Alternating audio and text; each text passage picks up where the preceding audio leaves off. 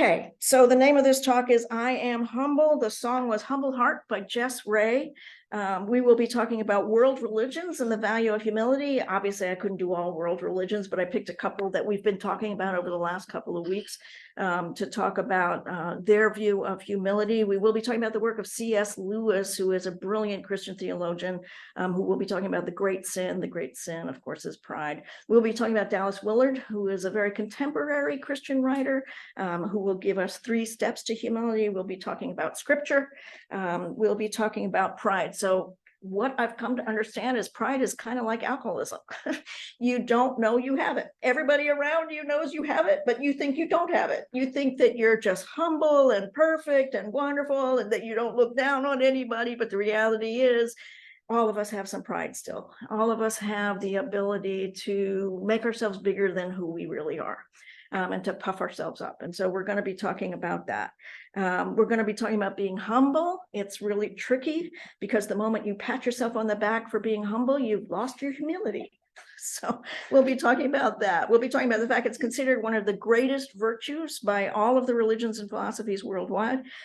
We will be talking about recognizing our own limitations, about keeping ourselves right-sized, and again, I'm going to say we are a work in progress. We are never finished. I am certainly not saying that I've got this down. I'm saying that I'm able to look at it and helpfully grow and change. So I've pulled some quotes from some of the world religions. I'm going to start with Baha'i. We did talk about the Baha'i a couple of weeks ago. Humility exalts man to the heaven of glory and power, while pride abases him to the depths of wretchedness and degradation. The brighter the light, the darker the shadow. Our part is to act in accordance with the teachings of Baha'u'llah in humility and firm steadfastness.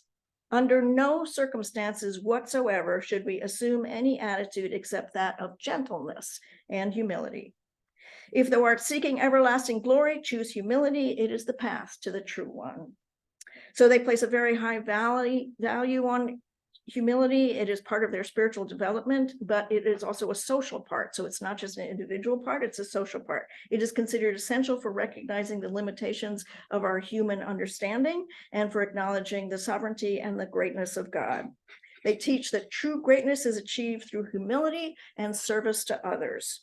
So as I said, in the Baha'i faith, it is not just personal, it is also collective.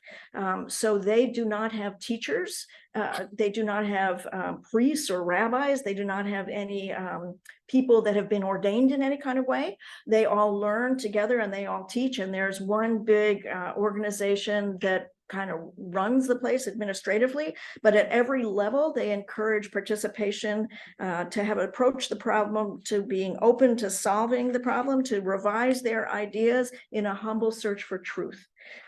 So I found that to be very interesting. So Islam, they say that the way to draw closer to God, to who they call Allah, is by being humble. You're encouraged to be humble in your actions and your attitudes. The Quran, which is the holy book of Islam, and the Hadiths, which is a collection of all of the sayings and the writings about the actions of the Prophet Muhammad, contain many references to being humble. So they say, number 1, you have to have humility toward God. All acts of worship are designed to instill humility. 5 daily prayers a day, their fasting and other rituals, submit oneself to the will of God and admit dependency, their physical act of bowing all the time, you've seen that in the services, and prostrating themselves, that's all about humility.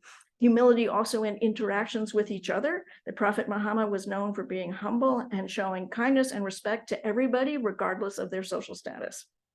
It's about avoiding arrogance. They condemn arrogance and pride, one of the traits that led Satan to his downfall. They describe arrogance as a characteristic of unbelievers. So, in the Christian faith, Satan was originally Lucifer. He was a very strong, powerful angel. And by the way, Lucifer means light bringer or morning star. And then what happened was he challenged God. He wanted to be more powerful than God, according to how Christianity teaches it, and then God put him out and he had to go down into hell. So we'll be talking a couple of other times that Satan is mentioned. We need to acknowledge our limitations and that all good comes from God. We should not be arrogant due to wealth, knowledge, or ability, and understand that these are all blessings that are given to us from God. They talk quite a bit about social justice, that we need to treat everyone with fairness and kindness. They talk about humility in leadership and repentance, recognizing the person's faults and then sincerely turning back to God for forgiveness.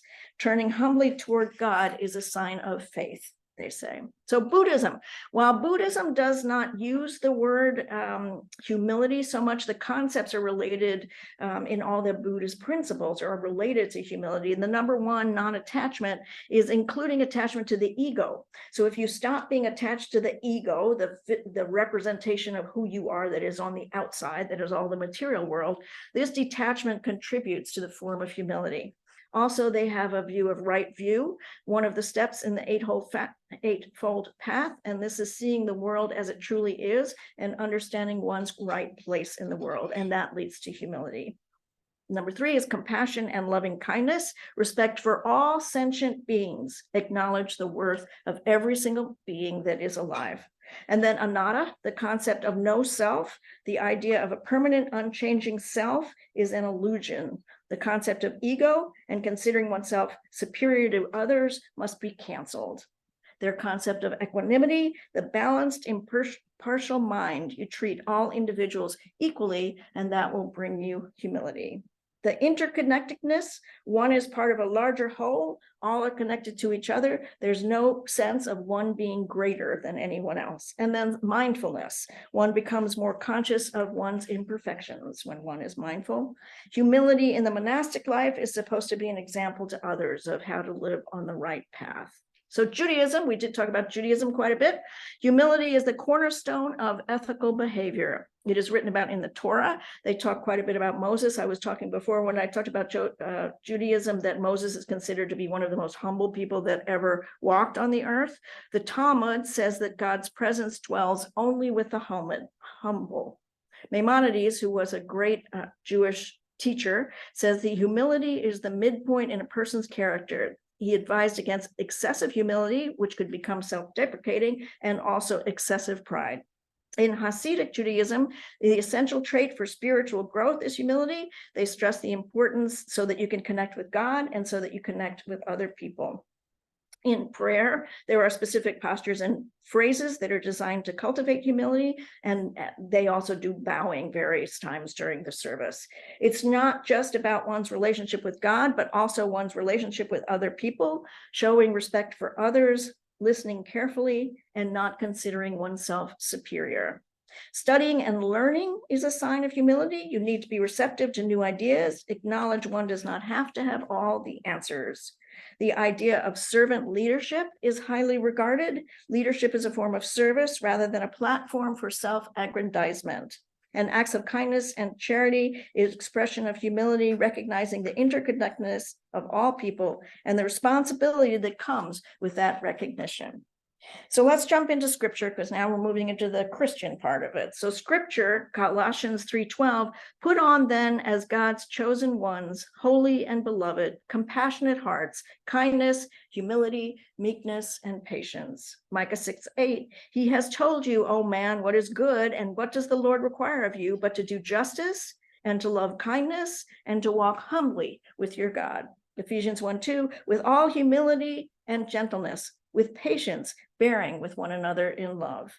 James 4:6, but he gives more grace. Therefore, it says, God opposes the proud, but gives grace to the humble. Luke 14:11, for everyone who exalts himself will be humbled, and he who humbles himself will be exalted. Proverbs 29:23, one's pride will bring him low, but he who is lowly in spirit will obtain honor. 1 Peter 3:8, finally, all of you, having unity of mind, sympathy, brotherly love, a tender heart, and a humble mind. And my very favorite is the last, 1 Peter 3:3, do not let your adorning be external, the braiding of hair and the putting on of gold jewelry or the clothing you wear, but let your adorning be the hidden person of the heart, with the imperishable beauty of a gentle and quiet spirit, which in God's sight is very precious. All right. So we're going to talk about the great sin. This is by C.S. Lewis. His book was Mere Christianity. The chapter is called The Great Sin. C.S. Lewis lived from 1898 to 1963. He was a Christian apologist. He wrote fiction and nonfiction. He's best known for his children's books. So the Chronicles of Narnia he wrote. He wrote The Lion, the Witch, and the Wardrobe. That's all of C.S. Lewis. He was a Christian apologist. He was a close friend with J.R.R. Tolkien. So they were all buddies. They were together in a literary group they called the Inklings. I thought that was a great name. So he said, the one vice of which no one in the world is free, Christians focus more than it on any other religion. There is no thought which we are more unconscious of in ourselves. The more we have it in ourselves, the more we dislike it in others. And that thought is pride or self-centeredness or self-conceit. The virtue that is opposite it is humility. It is the center of Christian morals. According to Christian teachers, the aspect of pride is the number one vice. Through pride, the devil became the devil. Pride leads to every other vice. It is complete anti-God state of mind. It is competitive by its very nature. You get no pleasure out of having something, only having more of it than the next person if you're filled with pride. Comparison is what makes you so proud, the pleasure of being above the rest. So a proud person, even when he has more than enough to satisfy his needs, wants more to assert his power. So the more that he has, the more power he has. Think of really rich people who can order people around all the time and tell them what to do. They're able to be boss over others. Think of political leaders who are more and more power. That's all driven by pride. Competitiveness is its very nature. Pride is the cause of misery in every nation and every family since the world began. Pride always means enmity, and enmity means opposed to or hostile to someone. Not only enmity between man and man, but enmity to God. In God, we come up against something that is in every respect superior to ourselves. Unless you know God as that and yourself right-sized in comparison, you do not know God at all, he says. As long as you are proud and you think yourself better than other people, you cannot possibly know God. A proud man is always looking down on things and people. As long as you are always looking down, you cannot see something that is above you. Whenever we feel that our religious lives are making us better than someone else, we should realize we are being acted on not by God, but by the devil. The real test about being in the presence of God is that you either forget about yourself altogether or you see yourself right-sized as a small part of the universe. This vice is so strong because it attacks our spiritual nature. It is far more subtle and deadly than the more obvious vices. He says you can become chaste and brave and self-controlled, but if pride is still ruling you, you won't ever get close to God. Pride is spiritual cancer, he says. It eats up the very possibility of love or contentment or even common sense. There is a common misunderstanding he wants to clear up. Pleasure in being praised is not pride. When you do something good, loving, kind for someone, and somebody appreciates that, that pride comes from pleasing someone, and that's something good. Or if you accomplish a goal that you've worked for a long time, that pride is healthy as well. The problem comes when you start to think too highly of yourself. The more you delight in how great you are, the more your pride is growing. When you get to a place where you don't care about other people, only about your own admiration of yourself, you are getting into trouble. He said it becomes real dark pride when you look down on others so much you don't care what they think about you because you think they are so much less than you are that it doesn't even matter what they think. No, it is a good thing if you care about what God thinks more than what others think of you.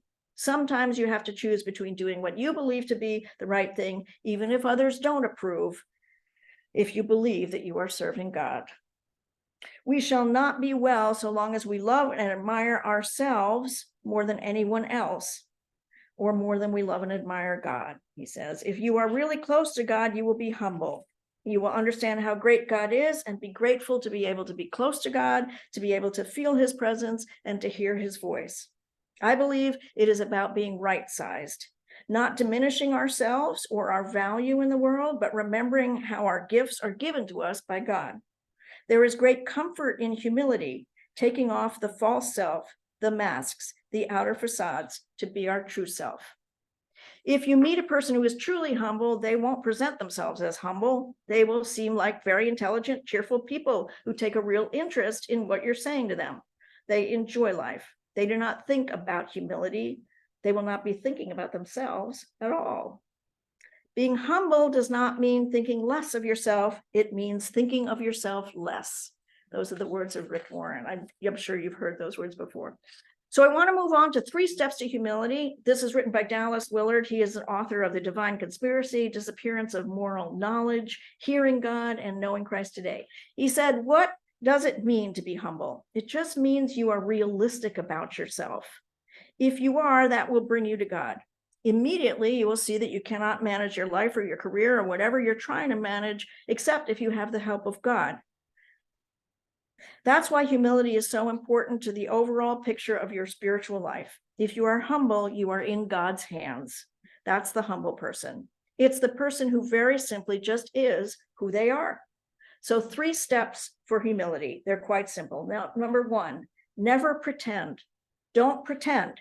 You'll have to learn how to do that. Get yourself to a place where you don't just automatically go into pretending. You're going to have to watch yourself and watch your words and watch your behavior to get to a place where you're not pretending all the time. But that will take a great burden off of you. Think of all the energy humans put into pretending. Number 2, never presume that you should be treated in a certain way. Don't assume that you are down or that you are up. Just be who you are, where you are. It will save you a lot of disappointment. Number 3, never push. He says, stand for what is right, stand for who you are, stand for God, but let him do all the pushing. If you will learn how to do these 3 things, you will find it possible to live under the mighty hand of God, and God will exalt you. Understand that if you are humble, that doesn't mean that you are passive and you don't do anything. That means there isn't anything that you wouldn't undertake if you thought it was right and good, because you are under the hand of God. So here's what I know.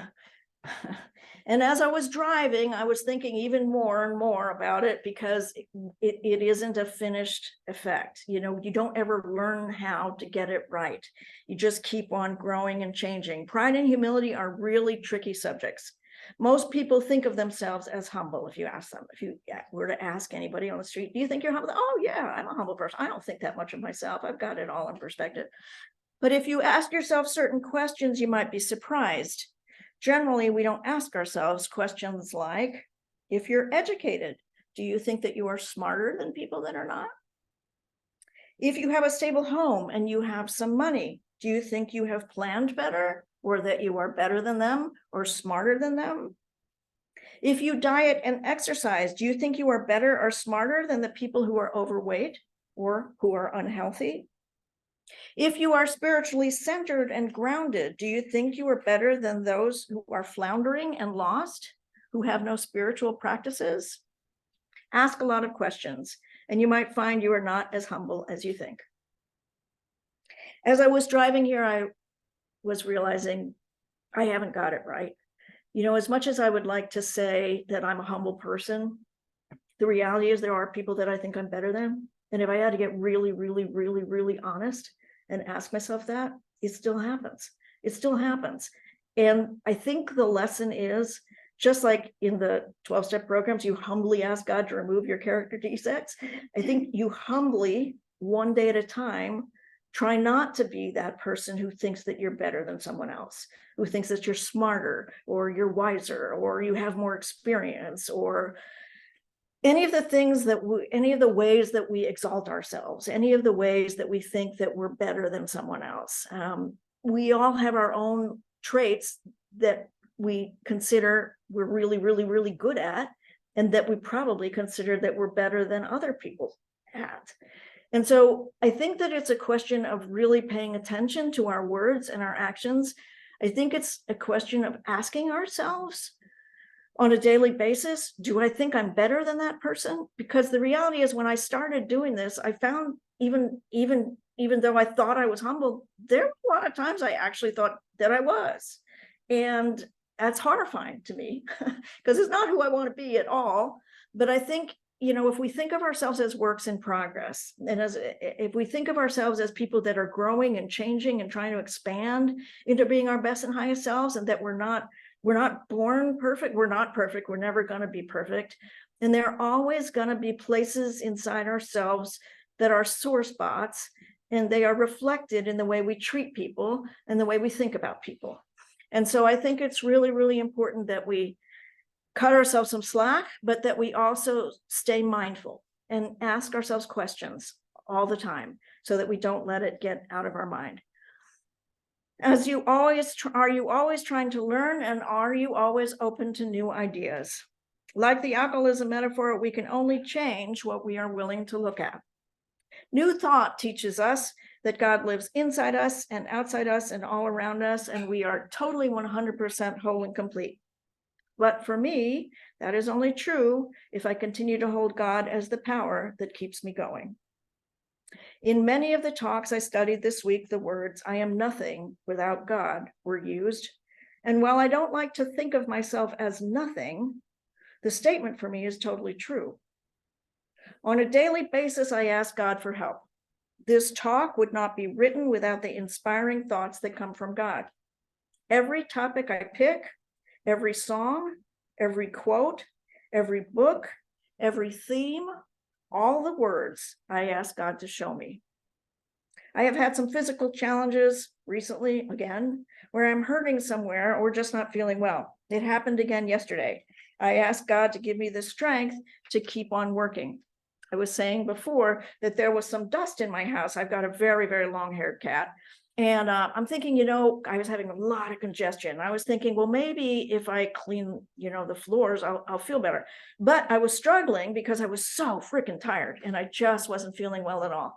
And I swear I got this little voice in my head, just clean the floors. You'll feel better. And I did. So I vacuumed the floors and then I Swiffered them all and I got all this energy. And I'm like, oh my God, the house is all clean. Like, even if I'm sick now, at least I'm sick in a nice, clean house. And it felt so much better. And that voice came from God. And so, no, I'm not hallucinating, but yes, I hear voices. I hear God telling me what to do. And I felt so much better and I got all this energy.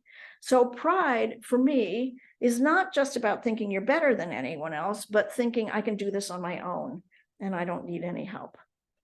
It turns out the more I ask for help for humans, the better I feel. The more I show my vulnerability, the closer I get to the people in my life. And the constant need for learning. I talked about it in the song, the understanding that I so don't have all the answers, and I so want to be learning new ways of thinking and doing things. I heard the quote, "You are never free until you no longer have to impress anybody." Pride is all about being better than someone, knowing more and having more and impressing people. I am grateful that I have teachers that are showing me more and more that the external part that you see of me is not the real me. The real me is all about my heart and the God soul that lives inside of me. Humility for me is about recognizing my limitations. There are many things I'm not good at. You all know I will never be a good cook. I can barely feed myself food that I make. It's never going to happen after all these years. It's just not going to happen. I give it up. I'm not going to be a good cook. But there are also many qualities that still need lots of work. Patience is probably number one. Flexibility might be number two. When I get set on a path, it's not always easy for me to see other alternatives. And accepting my physical limitations is probably number three. I have known since age 9 that I need God's help every single day of my life. I know that God's plans for me are often much better than mine. I know without the strength God gives me, many days I wouldn't even get out of bed. I know I still have tons of growing to do. I know God is my backbone as well as my wings. I owe everything I have and everything I am to God. I try not to think I am better than anyone else in any way, shape, or form. I try to remember every single day what my right side is. Every day as I grow closer and closer to God, I try to remain humble. If I am the place where God shows up, let me examine my words and my actions until I can truly say, and it will really be true, I am humble. And so it is. Remember, at all times, the power is in you. It always has been, and it always will be.